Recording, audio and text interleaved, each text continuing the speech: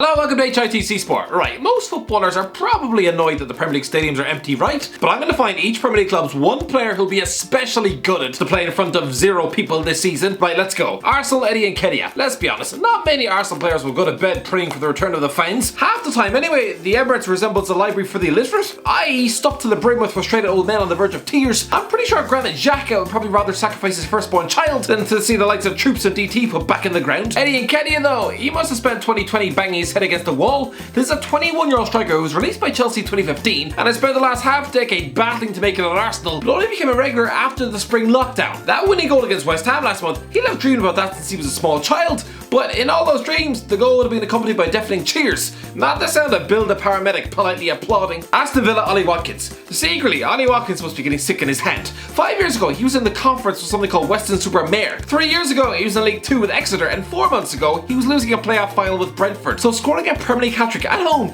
in a historic 7-2 win over the champions of England. Normally, he'd be knee-sliding in front of the fans, with 50,000 Brummie singing his name. But scoring that treble against Liverpool in front of just 50-odd people, it must have been an anticlimax. And still, almost 10 games in, he hasn't played in front of the fans yet. In all likelihood, he might not even have met the fans. Just a bit bizarre. Brighton, Tariq Lamptey. So Tariq Lamptey is one of the stars of the season. A 20-year-old wing back who's justified his decision to quit Chelsea, just refusing to be placed on the never-ending conveyor belt of low moves. But apart from 30 minutes for Chelsea at the Emirates last Christmas, Lamptey has still never played in front of a Premier League crowd. When he tore Newcastle's backline to shreds, he didn't have a passionate travelling fan base going wild up in the gods. No, and when he scored away at Tottenham, it was to the sound of silence. Just deafening silence. So anticlimactic. Burnley, Jimmy Dunn. There's a small part of Jimmy Dunn that probably hates his life right now. At 22, this former Man United Academy reject has crawled his way back to the Premier League after loans at Barrow, Accrington, Stanley, Hearts, Sunderland and Fleetwood. He's paid his dues, slumming in the dregs of British football, and now after finally clawing his way into Sean Dyche's team, even scoring in his debut away at Leicester, nobody was there to see it, not even his goddamn parents. Scoring in your Premier League debut, it should be an historic and monumental occasion in every footballer's life, but it sort of loses its spark when the place is so quiet you can almost hear a canteen toilet being flushed. This was Dunn's first ever Premier League goal. He can never have this moment again. Oh, just a bit sad. Chelsea, Ben Chilwell. In Ben Chilwell said he's made it now. He's 23 years old, first choice Chelsea left back.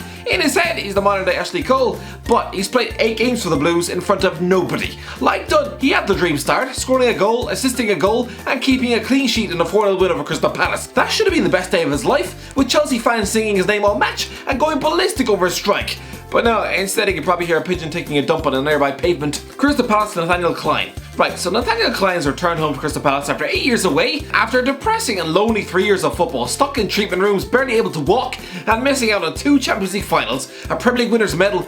Clyne probably needed this homecoming. He's essentially seen his career chucked down a blender. At one point he was England's first choice right back, now he's about 12th. So a nice homecoming in front of the Palace fans, it would have been the perfect tonic for a 29-year-old who's probably felt so undervalued and almost irrelevant since 2016. But no, considering he's only joined Palace on a short-term deal, there is a good chance he will spend his entire second stint at his boyhood club without ever playing in front of the passionate Palace fans. Everton, Niels Nkunku. It's slightly ironic that Everton's new left back is called Niels, because my cameraman for the Football Origin skits is also called Niels. And doesn't he look like a clone of Liverpool's left back? That series is returning in January, by the way, can't wait. Anyway, Niels Nkunku is a French left back, stepped in to replace the suspended Luca Digne, and gets to play in front of nobody. Bear in mind, this guy's only ever played in front of about 7 men and their dog in the 4th tier French football, so playing under Carlo Ancelotti in the Premier League, in front of nobody, oh, just so damn anticlimactic. Fulham, Ademola Lookman. Yeah, let's go for Ademola Lookman. The guy didn't play much football out in Germany, so he'd have loved this return to the Premier League to play under some fans who actually appreciate his talent. But no,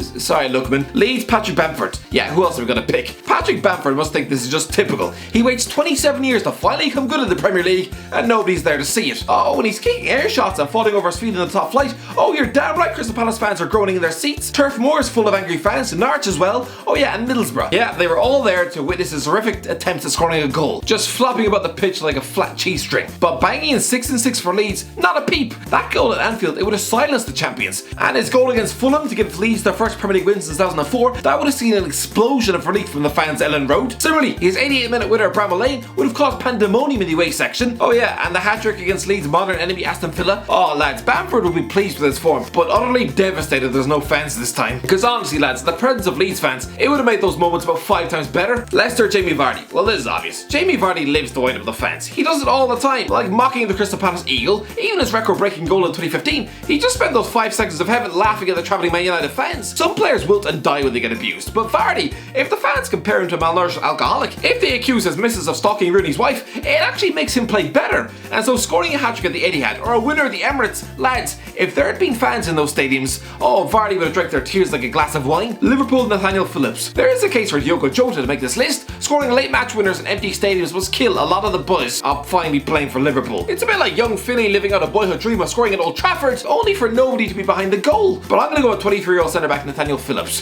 who probably can't believe he's just made his debut for the Reds. 4 years ago, he just quit Bolton Wanderers and had to be talked out of a football scholarship at the University of Carolina by Liverpool. Considering he's 23 and without a single top-flight appearance to his name, he must have thought his chance had gone. So to play the full 90 minutes in a 2-1 win over West Ham at Anfield was another dream. But again, considering he's in front of nobody, it must have just felt like another reserve game. Man City, Liam Delap. Liam Delap could not be more different to his dad. Father Rory was just that fella employed by Stoke to throw the ball really far. His son, however, is playing under arguably the most expensive manager of all time. Not, you know, Tony Pulis, the antithesis to Guardiola ball. Anyway, the 17-year-old Delap can't believe his luck. Both Sergio Aguero and Gabriel Jesus are injured, so he's actually getting a look in and even scored his first senior goal against Bournemouth in a 2-1 EFL Cup win at the Etihad. This was the dream, everything he'd been working towards ever since he was spat out of Rory's ball bag. And so, to not even be able to celebrate the most historic moment of his life with the fans, oh, just so disappointing. Man United, Donny van de Beek. Right, Donny van de Beek must wish he'd never laid his eyes on Manchester United. A former Ajax prodigy, this is a guy who had Real Madrid offering him contracts. So to wind up on the Old Trafford bench, he hasn't started a single Premier League match for them.